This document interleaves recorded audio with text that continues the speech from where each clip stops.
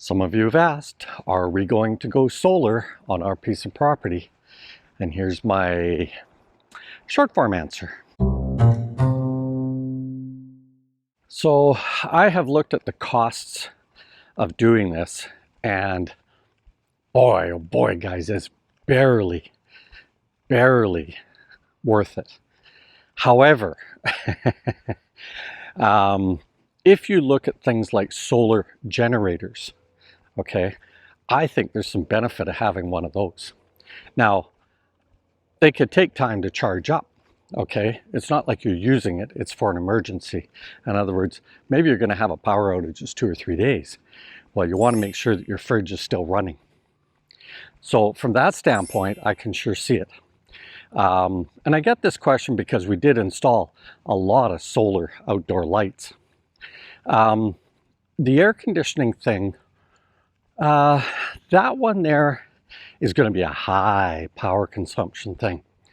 But there are things that you can do that really make a lot of sense to this logical brain.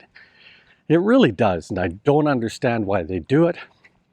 But that is that they always seem to want to install the air conditioning unit high on the wall.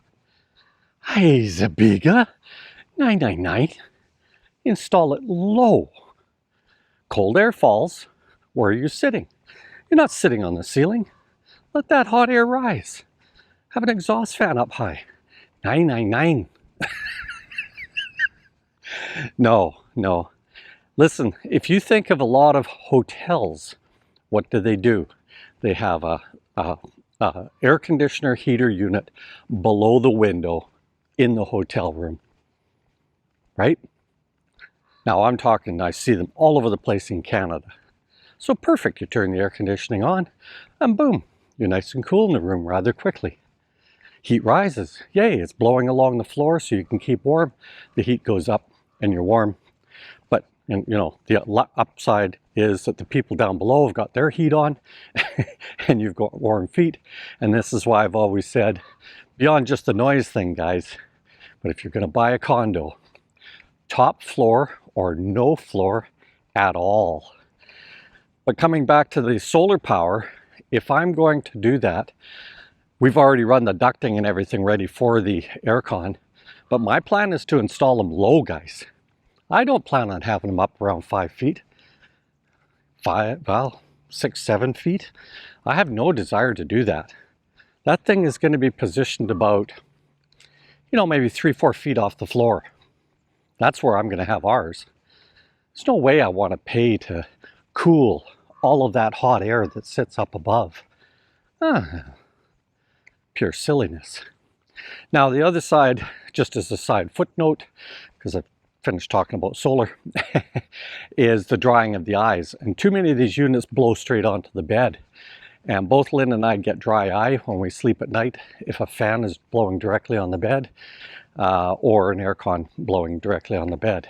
So if you're suffering from dry eye, look at where the airflow is coming at you. Maybe that's all it is. Anyway, guys, as far as solar goes, it's really up to you guys how big a field you're prepared to put in. I would definitely put in a system that you can tip the panels so that you can optimize those panels and make sure that those panels are not partially sitting in shade, because you are going to shorten the life of those panels. But tipping the panels, you'll get way more efficiency out of them. And if you can find one of those old 10-foot satellite dishes with the servos on it so that you can go find satellites, ta-da! You've got a self-tracker. Lots of YouTubes on that one. Later, Gators.